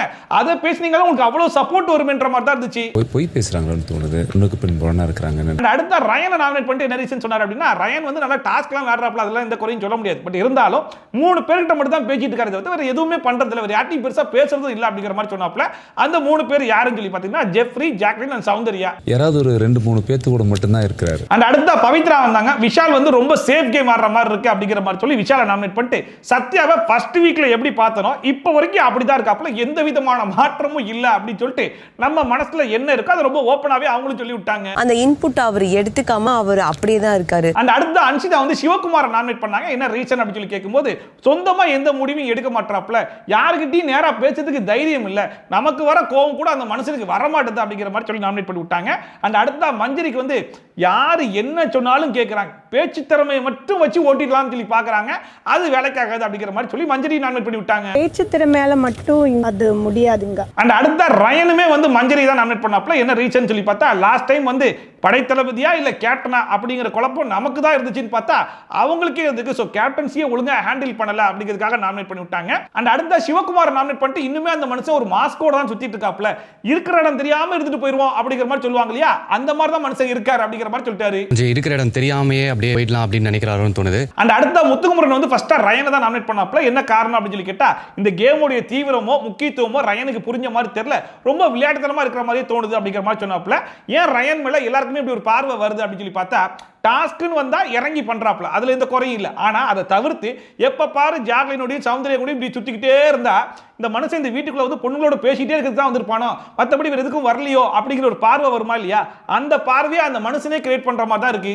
அவர் விளையாட்டுத்தனமா இருக்காரோன்னு தோணுது. அண்ட் எப்படி ஜெஃப்ரி வந்து ஆர்ஜி ஆனந்தி எல்லா இடத்துலையும் சொல்லிட்டு இருக்காரோ, எப்படி சத்யா எல்லா இடத்துலையும் தர்சிகா பேரை சொல்லிட்டு இருக்காரோ, அதே மாதிரி முத்துக்குமரனை பொறுத்த வரைக்கும் நல்லா நோட் பண்ணி பார்த்தீங்கன்னா தெரியும், எல்லா இடத்துலையுமே அன்ஷிதா பேரை வந்து சொல்லிக்கிட்டே இருப்பாப்ல. எந்த டாஸ்க்ல நெகட்டிவா சொல்ற மாதிரி கிடைச்சாலும் அன்ஷிதா பேரை வந்து சொல்லி விட்டுருவாப்ல. அதே மாதிரி இந்த நாமினேஷன்லயுமே அன்ஷிதா பேரை வந்து சொன்னாப்ல. முன்னேறி போறதுக்கோ இல்ல சுவாரஸ்யம் படுத்துறதுக்கோ எதுவுமே இல்ல, அவங்க எதுவுமே பண்ணாத மாதிரி தான் இருக்காங்க அப்படிங்கிற மாதிரி சொல்லி அன்ஷிதாவை நாமினேட் பண்ணி விட்டாப்ல. சுவாரஸ்யமா மாத்துறதுக்காக எந்த முயற்சியும் செய்யாம இருக்காங்களோ அப்படின்னு எனக்கு தோணுது. அந்த அடுத்த சாச்சனா புள்ள வந்துச்சு, ஃபர்ஸ்டா மஞ்சரியை நாமினேட் பண்ணிட்டு மாத்தி மாத்தி பேசிக்கிட்டே இருக்காங்க அப்படிங்கிற மாதிரி சொல்லிச்சு. ஏமா அது உனக்கு சொல்ல வேண்டியது மாட்டி அந்த பிள்ளைக்கு சொல்லிட்டு இருக்கே அப்படிங்கிற மாதிரி எனக்கு தோணுச்சு. அந்த அடுத்த அன்ஷிதாவை நாமினேட் பண்ணிட்டு எல்லார்கிட்டையும் கேரா அஃபெக்ஷனா இருக்காங்க, எல்லாம் ஓகே தான், பட் எமோஷனலா இருக்கும்போது கோவப்படுறாங்க, மற்ற நேரத்துலையும் கோவப்பட மாட்டாங்க அப்படிங்கிற மாதிரி சொல்லிச்சு. என்னது எமோஷனலா இருக்கும்போது கோவப்படுறாங்க, மற்ற நேரத்துலையும் கோவப்பட மாட்டாங்க, என்னமா சொல்ல வர? எல்லா இடத்துலையும் சும்மாவே கோவப்பட்டுக்கிட்டே இருக்கணும்னு சொல்றியா? யாருமா நீ தான் எல்லா இடத்துலையும் கத்தி கத்தி கோவப்பட்டு சுத்திட்டு இருக்க அப்படின்னா எல்லாரும் இந்த வீட்டுல அதே மாதிரி இருக்கணும்னு சொல்லி நினைச்சிட்டு கேட்ட மாதிரி தான் இருந்துச்சு. எமோஷனலா இருக்கும்போது மட்டும் கோவப்படுறாங்க, எந்த இடத்துலயும் கோவப்படல. அந்த அடுத்த சிவகுமாருமே வந்து அன்ஷிதாவை தான் நாமினேட் பண்ணாப்ல, ரொம்ப சேஃப் கேம் விளையாடுறாங்க அப்படின்னு சொல்லிட்டு. அந்த அடுத்த மஞ்சரியை நாமினேட் பண்ணிட்டு ரொம்ப நேர்மையா பேசுற மாதிரியோ எல்லாம் தெரிஞ்ச மாதிரி பேசுற மாதிரியோ தான் பேசுறாங்க. அண்ட் கேப்டனா இருக்கும்போது நம்ம ஏதாச்சும் போய் சொன்னோம்னா எல்லாத்தையுமே அஃபென்சிவா எடுத்துக்கிறாங்க அப்படிங்கிற மாதிரி சொல்லி நாமினேட் பண்ணி விட்டாப்ல. நம்ம சொல்லும்போது அது எல்லாத்தையுமே அஃபென்சிவா எடுத்துக்கிறாங்க. அந்த அடுத்த சௌந்தர்யா வந்து மஞ்சரி போஸ்டர்ல கிராஸ போட்டுட்டு வாயில கோடு போட சொன்னா மீச வரைஞ்சு விட்டாங்க. சரி ரைட்டுமா விடு, ரீசனை சொல்லு அப்படின்னு சொல்லி கேட்டா ஒரு ஆளை ஓவர் ஷேடோ பண்ணி பார்த்திருக்கேன், மொத்த டீமையும் ஓவர் ஷேடோ பண்ணி பார்க்கிறது இவங்க கிட்ட தான் அப்படின்னு சொல்லிட்டு நாமினேட் பண்ணிட்டாங்க. எல்லாரையுமே வந்து ஓவர் ஷேடோ பண்ற மாதிரி எனக்கு தோணுது. அண்ட் அடுத்த விஷாலுக்கு இப்ப வரைக்கும் எல்லாரும் சொல்லக்கூடிய ஒரே ரீசன், டிஃபால்ட்டான ரீசன் இதுதான், என்டர்டைன்மெண்ட் காமெடிக்கு பின்னாடி ஒளிஞ்சிருக்காருன்னு சொல்லுவாங்க இல்லையா, அதுதான் இவங்களும் சொல்லி நாமினேட் பண்ணி விட்டாங்க. இந்த ஷோல நடிக்கிறாரோ அப்படின்னு எனக்கு தோணுது. அண்ட் அடுத்த விஷால் வந்தப்பல அவருக்கு ரொம்ப கவலையா இருக்கு, ஏன்னா எப்பயுமே ஜாக்லின் நாமினேட் பண்ணுவாப்ல, இப்ப ஜாக்லின் டைரக்ட் நாமினேஷன்ல வந்துட்டாங்க அப்படிங்கிறதுனால மஞ்சரியை நாமினேட் பண்ணாங்க. மஞ்சரியை பொறுத்த வரைக்கும் வேர்ட் பிளே நல்லா பண்றாங்க, ஒரு வார்த்தையை பிடிச்சிட்டு அப்படியே வேற மாதிரி கிரியேட் பண்றாங்க பாருங்க, அதெல்லாம் அவங்களால மட்டும் தான் பண்ண முடியும் அப்படிங்கிற மாதிரி சொன்னாப்ல. அண்ட் அடுத்த முத்துக்குமரன் நாமினேட் பண்ணிட்டு எப்பயுமே கொஞ்சம் போல்டா விளையாடக்கூடிய ஒரு ஆளு, ஆனா இப்போ கொஞ்சம் சேஃப் கேம் விளையாடுற மாதிரி இருக்கு அப்படிங்கிற மாதிரி சொல்லி நாமினேட் பண்ணி விட்டாப்ல. அவன் வந்து கேமே ஆடலன்னு நான் நினைக்கிறேன், ஸோ அவன் ரொம்ப சேஃப் கேம் விளையாடிட்டு இருக்கான். ஸோ ஃபைனலா லாஸ்ட் வீக் உடைய கேப்டன் மஞ்சரி வந்தாங்க, சத்யா ஃபர்ஸ்டா நாமினேட் பண்ணிட்டு சத்யாவுடைய பிரசன்ஸ் வேற எங்கேயுமே இல்ல அப்படிங்கிற மாதிரி சொன்னாங்க. அதை பார்க்கும்போது எங்களுக்கு தான் தெரியலன்னு சொல்லி பார்த்தா உங்களுக்கும் தெரியலையா அப்படிங்கிற மாதிரியே இருந்துச்சு. அண்ட் அடுத்த அன்ஷிதாவை நாமினேட் பண்ணிட்டு எல்லாருமே நல்லா அக்கறையா இருக்காங்க, பட் கேம்னு பார்த்தா ஒண்ணுமே இல்ல அப்படிங்கிற மாதிரி சொல்லி நாமினேட் பண்ணி விட்டாங்க. ஆனா அவங்களுக்குன்னு ஒரு கேம் பிளே இல்ல. சோ அதோட இந்த வாரத்தோட நாமினேஷன் process வந்து முடிஞ்சு போச்சு. அண்ட் இந்த வாரம் மொத்தமா 10 பேர் வந்து நாமினேஷன்ல வந்திருக்காங்க. டைரக்ட் நாமினேஷன்ல வந்த ரஞ்சித் அண்ட் ஜாக்லின், அதை தாண்டி சாச்சனா வந்து வந்திருக்கு 3 ஓட்ல. இந்த வாரமாச்சு சாச்சனா புள்ள வெளியே போகும்னு சொல்லிட்டு நான் ரொம்ப ஆவலா காத்துக்கிட்டு இருக்கேன். ஆனா நடக்குமா அப்படின்னு சொல்லிட்டு வாரம் முழுக்க நம்ம ஏங்கிட்டு வீக்கெண்ட் பிட்ல சாச்சனா இன்னும் 2 ஜாம் பாட்டில் நீ சாப்பிடணுமா, யூ ஆர் சேவ்ட் அப்படிங்கிற மாதிரி சொல்லிட்டு போயிருவாரு. அது வழக்கமா தெரிஞ்ச விஷயம் தானே. சரி ஓகே, அடுத்த சிவகுமாருக்கு வந்து மொத்தமா 4 ஓட்டு வந்துச்சு, சத்யாக்கு 3 ஓட்டு வந்துச்சு, ஆனந்திக்கு 3 ஓட்டு, விஷாலுக்கு 2 ஓட்டு, அன்ஷிதாக்கு மொத்தமா 5 ஓட்டு வந்துச்சு, ரயனுக்கு 3 ஓட்டுன்னு சொல்லிட்டு கடைசியா நம்ம மஞ்சரிக்கு தான் 8 ஓட்டு வந்துருந்துச்சு. மஞ்சரி 8 votes. இந்த வாரம் மொத்தமா 7 பேர் நாமினேஷன்லயே வராம தப்பிச்சிட்டாங்க. அவங்க எல்லாம் யாருன்னு சொல்லி பாத்தீங்கன்னா சௌந்தர்யா, பவித்ரா, தர்ஷிகா, ராணவ், முத்துகுமரன், அருணன், ஜெஃப்ரி. இதுல இந்த தர்ஷிகாவெல்லாம் எப்படிதான் விட்டு வைக்கிறீங்கன்னு சத்தியமா எனக்கு புரியவே இல்லடா. தர்ஷிகா எப்பெல்லாம் நாமினேஷன்ல வராங்களோ அப்பெல்லாம் வந்து அவங்க டேஞ்சர் ஜோனுக்கு போயிடுறாங்கன்றது தெரியுது. அட்லீஸ்ட் அவங்களை வெளியே அமுச்சு விடணும்னா அட்லீஸ்ட் நீங்க நாமினேஷனுக்குள்ளே கொண்டு வரணும். அவங்க டேஞ்சர் ஜோன்ல உட்கார அவங்களுக்கு இன்னுமே பயம் வரும்னாச்சும் உங்களுக்கு புரிய வேணாமா? ஏன்டா ஏன் விட்டு வைக்கிறீங்க? இந்த Vishal and Darshika love matter Anshita வந்து விஷாலை கூப்பிட்டு கேட்கும்போது விஷால் சொல்றாப்ல, அதாவது நான் உன்கிட்ட எப்படி பழகுறனோ எப்படி பேசுறனோ அந்த மாதிரி ஒரு ஃபீலிங் தான் வந்து எனக்கு தர்ஷிகா கிட்ட இருக்கு அப்படிங்கிற மாதிரி பேசிட்டு இருந்தாப்ல. அதை பார்க்கும்போது எனக்கு பயங்கர ஷாக்கிங்கா இருந்துச்சு. அண்ட் அதுக்கப்புறமா சொல்றாப்ல, ஆனா நீ என்கிட்ட எப்படி பழகுறன்றது எனக்கு தெரியும், ஆனா தர்ஷிகா கிட்ட இருந்து வேற மாதிரி ஒரு விஷயம் வரும்போது எனக்கு எப்படி ஹேண்டில் பண்றதுன்னு தெரியல அப்படிங்கிற மாதிரி சொல்லிட்டு இருக்காப்ல. அது அங்க இருந்து அந்த மாதிரி வரனால அது எப்படி ஹேண்டில் பண்ணணும்னு ஃபர்ஸ்ட் விஷயம் தெரியல. அதை பார்க்கும்போது ஏன்பா உனக்கு ஹேண்டில் பண்ண தெரியல, ஒருத்தங்க வந்து இந்த மாதிரி ஒரு ஃபீலிங் இருக்கு அப்படின்னு சொல்லிட்டு உங்ககிட்ட ஷேர் பண்றாங்கன்னா அந்த ஃபீலிங் தான் காட்டுறதுக்கான இடம் இது கிடையாது. இங்க நம்ம வந்திருக்கிறது கேம் விளையாடுறதுக்காக. முதல்ல நம்ம கேம் விளையாடுவோம், ஒருவேளை உனக்கு இந்த ஃபீலிங் வெளியே வந்து இருந்துச்சு அப்படின்னா நம்ம பார்த்துக்கலாம் அப்படிங்கிற மாதிரி மெச்சூரா ஹேண்டில் பண்றதுக்கு உனக்கு தெரியாது. உனக்கு ஒரு கண்டென்ட் வருது, அந்த கண்டென்ட்டை எப்படியெல்லாம் யூஸ் பண்ணிக்கலாம் அப்படிங்கிற மாதிரி நீ தர்ஷிகாவை நல்லா என்கரேஜ் பண்ணி அந்த புள்ளியை யூஸ் பண்ணிக்க வேண்டியது. பின்னாடி எல்லாம் போயிட்டு நான் எதுவும் பண்ணல, அங்கிருந்து ஒரு ஃபீலிங் வருதா, அந்த ஃபீலிங்கை நான் ஹர்ட் பண்ணிடக்கூடாது அப்படிங்கிறதுக்காக தான் நான் என்கரேஜ் பண்றேன் அப்படிங்கிற மாதிரி ஒரு ஆக்டிங்கும் போட வேண்டியதா அப்படிங்கிற மாதிரி இருந்துச்சு. இந்த இடத்துல தர்ஷிகா கண்டென்ட்டுக்காக பண்ணிட்டு இருக்காங்க, அது வேற விஷயம். அதே விஷயம் தான் இந்த விஷால் பையிலும் பண்றான். ஆனா கடைசியில் அதை எப்படி மாத்தி விட்டுறான் அப்படின்னா தர்ஷிகா வேணும்னே போட்டு பண்ணிட்டு இருக்க மாதிரி இருக்கு. இந்த விஷயத்தை எல்லாரும் வந்து எனக்கு கேட்டது ஒரு மாதிரி இரிட்டேட்டா இருக்கு, தயவு செஞ்சு ஸ்டாப் பண்ணுங்கன்னு சொல்லிட்டு இந்த பைப்புல தான் பின்னாடி போயிட்டு எல்லார்கிட்டயும் அதிகமா பேசிட்டு இருக்கிற மாதிரியே இருக்கு. அந்த பொண்ணோட விஷயத்துல விளையாடுனேன்னு வச்சுக்கோங்க, இங்க நான் என்ன ஜெயிச்சாலும் அது எனக்கு தெரியும். செக்கில ஆட்டின சுத்தமான உருட்டு. அண்ட் இதுக்கு முன்னாடி வரைக்கும் ஷாப்பிங் டாஸ்க் அப்படின்னா பாய்ஸ் தனியா போவாங்க, கேர்ள்ஸ் தனியா போவாங்க, 2 சமையல் இருந்துச்சு. இப்போ ஒரே சமையல் தானே. சோ வீடு எல்லாரும் சேர்ந்து முதல் தடவை ஷாப்பிங் பண்ண போறீங்க அப்படிங்கிற மாதிரி சொல்லிட்டு அதுக்கான ஷாப்பிங் டாஸ்க் என்ன அப்படின்னு சொல்லி பாத்தீங்கன்னா சுட சுட ஒரு ஹாஃப் பாயிலாம் ஒவ்வொருத்தரா வந்து ஒரு ஹாஃப் பாயில் போட்டு காமிக்கணுமா. ஒருத்தர் கரெக்டான ஹாஃப் பாயில் போட்டாங்க அப்படின்னா அதுக்கு 500 பாயிண்ட்ஸா. ஸோ எல்லாருமா சேர்ந்து போட்டீங்கன்னா மொத்தமாக 9000 பாயிண்ட்ஸ் வந்து கிடைக்கும். அதுதான் இந்த வாரத்துடைய உங்களுக்கு பட்ஜெட். ஒருவேளை ஒரு ஆள் சொதப்பிட்டீங்க அப்படின்னா அது 500 பாயிண்ட்ஸ் குறைஞ்சிட்டே வரும் அப்படிங்கிற மாதிரி சொல்லிட்டாப்ல. சரின்னு சொல்லிட்டு பிக் பாஸும் ஸ்டோர் ரூம்ல முட்டையெல்லாம் அமுச்சு விட்டாப்ல. ஸோ ஃபர்ஸ்டா குக்கிங் தெரிஞ்சவங்க எல்லாம் வந்தாங்க. அன்ஷிதா, விஷால்லாம் வந்து கொஞ்சம் காமெடி எல்லாம் பண்ணிட்டு இருந்தாங்க. இந்த டாஸ்க் ஆரம்பிக்கும் போது தீபக் சொன்னாப்ல ரொம்ப பக்கத்துல வச்சு உடைங்க, ஏன்னா தூரத்துல இருந்து உடைச்சீங்கன்னா அப்பவே உடைஞ்சிரும் அப்படிங்கிற மாதிரி சொன்னாப்ல. அண்ட் குறிப்பா விளையாடாதீங்கடா, இது வந்து டாஸ்க் அப்படிங்கிற மாதிரிலாம் சொல்லியிருந்தாப்ல. அதை மீறியும் ஜெஃப்ரி வந்து பாருங்க காமெடி பண்றேன் அப்படிங்கிற பேர்ல பேனெல்லாம் பிடிச்சி தட்டி விட்டாங்க. நம்ம தீபக் இப்படியே முறைச்சாப்ல, டே அடங்க மாட்டீங்களா அப்படிங்கிற மாதிரி. ஏன்னா அவர் சொல்றதுல ஒரு நியாயம் இருக்கு. ஏன்னா நம்ம விளையாட்டா பண்ணிடலாம், ஆனா அந்த விளையாட்டா பண்ணி ஒருவேளை அது உடஞ்சி போச்சு அப்படின்னா 500 பாயிண்ட்ஸ் வந்து போயிடும். அந்த வாரத்துடைய ரேஷன்ல அது அஃபெக்ட் ஆகும் அப்படிங்கிறதுனால அந்த மனுஷன் சொல்றாப்ல. அதுக்கப்புறமா எல்லாருமே புரிஞ்சு பண்ணிட்டே இருந்தாங்க. இதுல சௌந்தர்யா அங்கேருந்து வந்தாங்க. இருறா நான் உடைக்கிறேன்னு சொல்லிட்டு மொட்டை மாடில இருந்து உடைச்சி ஊத்துனாங்க பாருங்க. டொபக்குன்னு கீழே உழும்போதே உடைஞ்சு போச்சு. ஸோ சௌந்தர்யாவை தவிர்த்து மற்ற எல்லாருமே கரெக்டான ஹாஃப் பாயில போட்டாங்க அப்படிங்கிறதுனால அவுட் ஆஃப் 9000ல 500 பாயிண்ட்ஸ் மட்டும் குறைச்சிட்டு மீதி 8500 பாயிண்ட்ஸ் தான் இந்த வாரத்துடைய உங்களுக்கு பட்ஜெட் அப்படிங்கிற மாதிரி பிக் பாஸ் சொல்லிட்டாரு. சௌந்தர்யாவை தவிர அப்ப எல்லாருக்கும் 500 மதிப்பெண்கள். அண்ட் இந்த வாட்டி ஷாப்பிங் டாஸ்க் அப்படின்னா நீங்க கூட எடுத்துட்டு போயிட்டு பர்ச்சேஸ்லாம் பண்ண போறது கிடையாது. மற்ற சீசன்ல எப்படி பிளாஸ்மால டிஸ்ப்ளே பண்ணுவேன், ஒரு ஆள் வந்து போர்டில் எழுதுவாங்க இல்லையா, அந்த மாதிரி தான். ஆனா அடுத்த பட்ஜெட் வரதுக்குள்ள உங்க பட்ஜெட்டுக்குள்ள நீங்க பர்ச்சேஸ் பண்ணி முடிச்சிடணும் அப்படிங்கிற மாதிரி சொன்ன உடனே 2 பேர் வந்து ஷாப்பிங் பண்ண போறாங்க, ஒரு ஆள் வந்து போர்டில் எழுத போறாங்க அப்படிங்கிற மாதிரி இருந்துச்சு. அந்த 2 பேர் யாருன்னா விஷால் அண்ட் ஜாக்லின். போர்டில் எழுதுறது வந்து முத்துக்குமரன். அண்ட் ஷாப்பிங் டாஸ்க் ஆரம்பிச்சு பட்ஜெட் முடிகிற டைம்ல ஒரு 1000 பாயிண்ட்ஸ் இருக்கிற டைம்ல ஜாக்லின் சொன்னாங்க 400 பாயிண்ட்ஸ் இருக்கிற காஃபி பவுடரை போடு அப்படின்னு சொல்லிட்டு. ஆனா பின்னாடி இருக்கிற எல்லாருமே என்ன சொன்னாங்கன்னா தோசை பேட்டர் எடுத்து தோசை மாவு இருந்தா ஒரு நாள் பிரேக்ஃபாஸ்ட்டுக்கு ஆகும் அப்படின்னு சொல்லும்போது இல்ல காஃபி பவுடர் இருக்கட்டும்ன்ற மாதிரி முடிச்சிட்டாங்க. அது பட்ஜெட்டும் அடிச்சிட்டாங்க. அதுக்கப்புறம் எல்லாரும் கேட்குறாங்க, ஏமா காஃபி பவுடர் 400 பாயிண்ட்ஸுமா, அதே 400 பாயிண்ட்ஸ் நம்ம வந்து தோசை மாவு எடுத்துருந்தோம்னா ஒரு நாள் பிரேக்ஃபாஸ்ட்டுக்கு வந்திருக்கும்ல அப்படின்னு சொல்லும்போது ஜாக்லின் சொல்றாங்க அந்த ஒரு நாள் பிரேக்ஃபாஸ்ட்டுக்கு 4 மாவு பாக்கெட் நம்ம யூஸ் பண்ணணும், ஆனால் காஃபி பவுடர் அப்படியா ஒரு வாரம் முழுக்க எல்லாரும் குடிக்கலாம்ல அப்படின்னு சொல்லி பேசிட்டு இருக்காங்க. என்னடா கான்செப்ட் இது, ஒரு நாள் பிரேக்ஃபாஸ்ட்டும் 5 நாள் குடிக்கிற காஃபியும் சேமாமா அப்படின்னு சொல்லிட்டு சாச்சினா புள்ள கேட்கும்போது உனக்கு தெரியுமா எல்லாமே லக்ஸரி ஐட்டம் தான், ஏன் தோசை மாவு கூட லக்ஸரியில் தான் இருந்துச்சு அப்படிங்கிற மாதிரி சொல்றாங்க. சரி ஓகேமா, அது லக்ஸரியில் டிஸ்பிளே ஆயிருந்தாலுமே ஒரு நியாயமான கேள்வி என்னன்னா ஒரு நாள் பிரேக்ஃபாஸ்ட்டுக்கு நீ பாப்பியா, 5 நாள் காஃபி குடிக்கிறதுக்கு நீ பாப்பியா? அதுவும் எல்லாருமே சொல்றாங்க அப்படின்னா அந்த காஃபி பவுடர்ல பெருசா யாருக்குமே வந்து இன்ட்ரெஸ்ட் இல்லைன்னு தானே அர்த்தம். தெரிஞ்சு விஷால் சொல்றாப்ல காஃபி இல்லாட்டா டீ இருக்கல, எப்படியோ ஒரு ரெஃப்ரெஷ்மெண்ட் இருக்கல அப்படின்னு சொல்லி சொன்னா கூட கடைசி வரைக்கும் ஜாக்லின் அது புரியவே இல்லை. காஃபி பவுடர் தான் முக்கியம், தோசை மாவுலாம் தேவையில்லை அப்படிங்கிற மாதிரியே பேசிட்டு இருக்காங்க. டீ இருக்குல்ல நம்ம கிட்ட, இது ஒரு வேளை சாப்பாடு ஆயிடுச்சு இல்ல எல்லாருக்கும். ஆனா இதுல வேற ஜாக்லின் போட்டு இந்த நியாயத்தை கேளுங்க மஞ்சரி அப்படின்னு சொல்லிட்டு மஞ்சரி கிட்ட போய் சொல்லிருக்காங்க. பாத்தியா காபி பவுடர் எடுத்தா நம்ம ஒரு வாரம் ஃபுல்லா குடிக்கலாம் அப்படின்னு சொல்லும்போது மஞ்சரியே சொல்றாங்க இங்க பாரு ரைஸ் 1000 ரூபாய், இப்ப காபி பவுடர்னா பாலோட சேர்த்து நம்ம குடிக்க போறோம், அப்ப அதுவும் 1000 ரூபாய்ன்ற போது அது லக்ஸரியா வருதுல அப்படின்னு சொல்லி சொன்னா என்ன மஞ்சரி புரியாம பேசிட்டு இருக்கீங்க? நிறைய பேர் காபி தான் பிரேக்ஃபாஸ்டாவே குடிக்கிறாங்க தெரியுமா அப்படிங்கிற மாதிரி பேசிக்கிட்டு இருக்கு. நிறைய பேர் காலை பிரேக்ஃபாஸ்ட் கூட சாப்பிடாம இருக்காங்க, அந்த ஒரு காஃபிலேயே தான் பிரேக்ஃபாஸ்ட். அதை பார்க்கும்போது கடைசி வரைக்கும் ஒரு தப்பை பண்ணிட்டு ஆமா தெரியாம எடுத்துட்டோம்ல சரி ரைட் நெக்ஸ்ட் டைம் திருத்திக்கலாம் அப்படிங்கிறதுலாம் கிடையாது. எப்ப வாய்ப்பு கிடைச்சாலும் நம்ம பண்ற தப்பை புரிஞ்சுக்கிறதும் கிடையாது, அடுத்தவங்களை போட்டு விடுறதையும் தயக்கப்படுறது கிடையாது. 4 நாளைக்கு எல்லாருமே குடிக்கலாம். அப்புறமா மறுபடியும் விஷால் அண்ட் தர்ஷிகாவுடைய கான்வர்சேஷன் வந்து போயிட்டு இருக்கு. அன்ஷிதா என்ன கூப்பிட்டு பேசுறா, எதுக்கு அடுத்தவங்க வந்து பேசிட்டே இருக்காங்க அப்படிங்கிற மாதிரி அவர் ஒரு பக்கம் சொல்றாங்க. அப்ப தர்ஷிகா சொல்றாங்க ஆமா எதுக்காக எல்லாரும் வந்து பேசுறாங்கன்னு எனக்கும் ஒண்ணு புரியலையே அப்படிங்கிற மாதிரி பேசியிருந்தாங்க.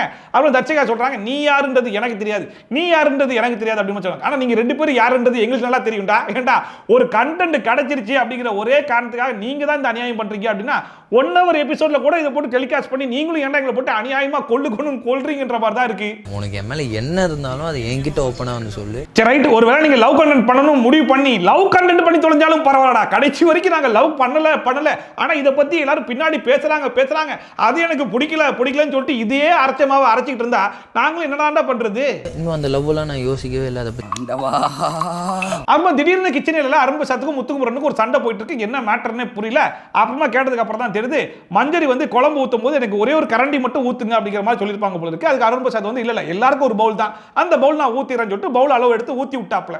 அப்ப மஞ்சரி போயிட்டு இப்ப நான் உனக்கு ப்ரூவ் பண்றேன் பாரு அப்படின்னு சொல்லிட்டு வேணும்னே பண்ணாங்களா இல்ல கேஷுவலா பண்ணாங்களான்னு தெரியல. நல்லா சாப்பிட்டு பாதி குழம்பு மிச்சம் வச்சுட்டு பாத்தீங்களா அருண் பிரசாத், நான் அப்பவே சொன்னேன்ல இப்ப இவ்வளவு வேஸ்டா போயிடுச்சுல அப்படின்னு சொல்லி சொல்லும் போது முத்துக்குமரன் பார்த்துட்டு ஏன்பா அவங்க சொல்லி நீ ஏன்பா அதிகமா ஊத்துன, போதுன்னா கொஞ்சம் போல ஊத்தி விட்டுருக்கலாம்ல அப்படின்னு அப்படின்னு சொல்லி கேட்ட உடனே அருண் பிரசாத் வந்து ஏன் ஆகுனா மஞ்சரி பேசினா நீ உள்ள வந்துடுற, இப்போ நானும் மஞ்சரி தானே பேசிட்டு இருக்கோம், எதுக்கு நீ உள்ள வர அப்படிங்கிற மாதிரி கேட்டாரு போல இருக்கு. உடனே முத்துக்குமரனுக்கு பயங்கரமா கோவம் வந்துச்சு. எதுக்கு நீ அடிக்கடி இதே வார்த்தையை வந்து சொல்ற, எப்ப பாரு நீ இதான் சொல்ற, அன்னைக்கும் அதை தான் சொன்ன, இன்னைக்கு இதான் சொல்ற, ஏன் அப்படி சொல்ற அப்படின்னு சொல்லி கேட்கும்போது இல்ல நீ அன்னைக்கு அப்படிதான் பண்ண, இன்னைக்கு இப்படி தானே பண்ண அப்படிங்கிற மாதிரி அவர் ஒரு பக்கம் சொல்லிட்டு இருந்தாப்ல. அப்ப முத்துக்குமரன் சொல்றாப்ல ஆமா என் கண் முன்னாடி ஒன்னு வேஸ்டா போகுது, இது எதுக்கு வேஸ்டா போகணும், அவங்க தான் சொல்லிருக்காங்கல்ல, அப்படி வேஸ்டா போகாம இருந்தா இன்னொருத்தவங்களுக்கு யூஸ் ஆயிருக்கும்ல அப்படிங்கிற மாதிரி சொல்றாப்ல. அப்ப அருண் பிரசாத் வந்து இல்ல ரேஷனிங் முடிவு பண்ணிட்டோம், இவ்வளவு தான் கொடுப்போம்னா அவ்வளவு தான் கொடுப்போம், வேணும்னா அவங்க மத்தவங்களோட ஷேர் பண்ணிக்கிட்டோம் அப்படிங்கிற மாதிரி ஒரு கான்வர்சேஷன் போயிட்டு இருக்கும்போது கேப்டன் தீபக் அங்கிருந்து வந்துட்டாப்ல. என்ன மேட்டர்னு சொல்லி கேட்டா இதை மறுபடியும் எல்லாரும் சொல்லும்போது தீபக் என்ன சொன்னார் மஞ்சரி கிட்ட அப்படின்னா, நீ பாருமா உனக்கு ஒரு சஜஷன் இருக்கு அப்படின்னா ஓகே தான், ஆனா ஹீட் ஆஃப் த மூமெண்ட்ல வந்து அது சொல்லாத, அவங்க எல்லாம் சமைச்சிட்டு இருக்காங்க, அது டிஸ்டர்ப் ஆகும், அவங்க எல்லாம் சமைச்சு முடிச்சதுக்கு அப்புறம் உனக்கு ஒரு சஜஷன் இருந்துச்சுன்னா அதை பொறுமையா பேசிக்கலாம், நீ வந்து டப்பு டப்புன்னு சொல்றதுனால ஒரு பெரிய பிரச்சனை ஆகுது அப்படின்னு சொல்லி சொன்னா கூட மஞ்சரி சொல்றாங்க ஒரு சஜஷனா கூட அப்பவே சொல்லக்கூடாதா, என்னங்க இப்படி பேசிட்டு இருக்கீங்க அப்படிங்கிற மாதிரி பேசிட்டு இருக்காங்க. எல்லாமே முடிச்சு எனக்கு ஒரு சஜஷனை கேட்கறதுல கூட அவ்வளவு என்ன கஷ்டம். அதை பார்க்கும்போது ஏமா மஞ்சரி நீ இப்படி எல்லாம் பேசி தான் உன் கேப்டன்சி மண்ணா போச்சு, அதை பண்ணக்கூடாது தான் தீபக் சொல்றாப்ல.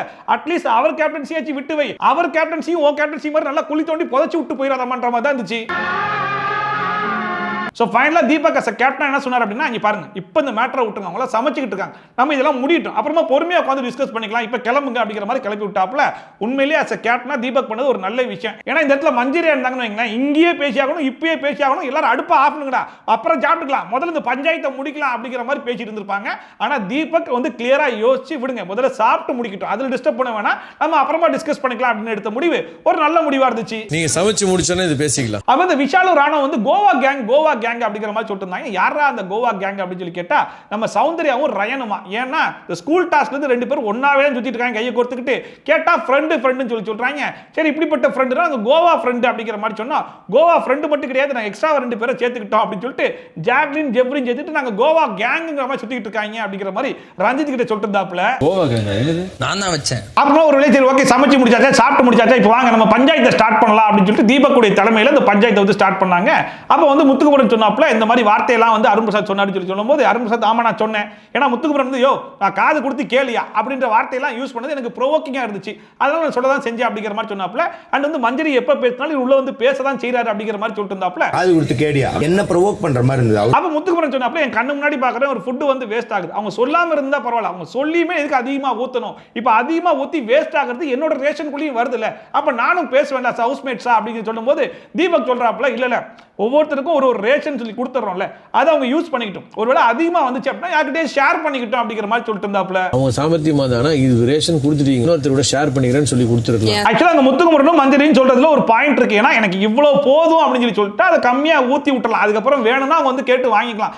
ரேஷன் இவ்வளவு அளவு எடுத்துட்டோம் அதனால அவ்வளோத்தையும் நீங்க சாப்பிட்டு தான் ஆகணும் அப்படின்னு சொல்லி போடும்போது அவங்க வேஸ்ட் தானே பண்ணுவாங்க. அவங்க கை வச்சதுக்கு அப்புறமா அடுத்தவங்கிட்ட போய் ஷேர் பண்ணா அது சில பேர் யூஸ் பண்ணிப்பாங்க, சில பேர் வேணாம்னு சொல்லி சொல்லிடுவாங்க, கண்டிப்பா அது வேஸ்டா தான் போகும். அந்த ஒரு நல்ல எண்ணத்துல தான் அவங்க சொல்றாங்க அப்படிங்கிறது நமக்கு புரியுது. இருந்தாலும் அருண் பிரசாத்தை பொறுத்த வரைக்கும் ரேஷன்ல எந்த குறையும் வந்துடக்கூடாது, நான் கம்மியா ஊத்திட்டேன் அதிகமா ஊத்திட்டேன் அப்படிங்கிற பேர் எனக்கு வந்துடக்கூடாது அப்படிங்கிறதுனால நான் ஈக்குவலா எல்லாருக்குமே கொடுத்துறேன் அப்படின்னு சொல்லிட்டு அவர் சைடு சொல்ற விஷயமும் நமக்கு புரியுது. ஏன்னா கிச்சன் மேட்டரை பொறுத்த வரைக்கும் எது தப்பா போகுன்றது யாராலையுமே கணிக்க முடியாது. சோ அதனால ரெண்டு பேர் சைடுலயுமே அவங்க நியாயத்தை வந்து சொல்லிட்டு இருந்தாங்க. அங்க போறது என் ரேஷன் நான் கேட்பேன் ஹவுஸ்மேட்னு சொல்லும்போது நான் ப்ரோவோக் ஆனேன். அண்ட் ஃபைனலா தீபக் அருண் பிரசாத் என்ன சொன்னார் அப்படின்னா யாராச்சும் இவ்வளவு போதும் அப்படிங்கிற மாதிரி சொல்லிட்டாங்க, நீ அவ்வளவு மட்டும் ஊத்தி எக்ஸ்ட்ராவா ஊத்தி எதுக்கு வேஸ்ட் பண்ணணும் அப்படிங்கிற மாதிரி கரெக்டா சொல்லி விட்டாப்ல. அண்ட் அதுக்கு ஒரு சஜஷனா ஒன்னு சொல்றேன், நான் வந்து ஹவுஸ்மேட்டா இருந்தேன்னா அங்க நடக்கிற பிரச்சனையை நான் ரெண்டு வேடிக்கை பார்த்து போயிடுவேன், எனக்கு அது கண்டென்ட். ஆனா கேப்டனா அது பண்ணக்கூடாது, உங்களுக்கு சஜஷன் இருந்துச்சு அப்படின்னா நீங்க அதை முடிஞ்சதுக்கு அப்புறமா பொறுமையா வந்து சொல்லுங்க, அந்த இடத்துல சொன்னீங்க அது ஒரு பெரிய பிரச்சனை ஆகும் அப்படிங்கிற மாதிரி சொன்னாப்ல. சோ அஸ் a கேப்டனா அந்த இடத்துல பிரச்சனையாக விடாமையும் அதுக்கப்புறமா அதை அட்ரஸ் பண்ணதும் தீபக் வந்து கொஞ்சம் கரெக்டா பண்ணாரோ அப்படிங்கிற மாதிரி தான் இருந்துச்சு. ஏன் பிக் பாஸே என்ன சொன்னார் அப்படின்னா இந்த ஃபர்ஸ்ட் டேல நீங்க சூப்பரா கேப்டன்சியை வந்து பண்ணிருக்கீங்க, இது வரைக்கும் எந்த சீசன்லயும் நான் யார்கிட்டயும் சொன்னது கிடையாது, இந்த சீசன்ல தான் முதல் தடவை உங்ககிட்ட சொல்றேன். எந்த சீசன்லயும் நான் இதை சொன்னதில்லை, ஒரு கேப்டனா உங்களுடைய முதல் நாள் ரசிக்கும்படி இருந்தது. பட் இருந்தாலும் இது வரும் ஃபர்ஸ்ட் டே மட்டும் தான், மீதி இருக்கிற நாட்களில் இதே மாதிரி ஹேண்டில் பண்ண வேண்டியது உங்களுடைய பொறுப்பு தான் அப்படிங்கிற மாதிரி சொல்லி விட்டாப்ல.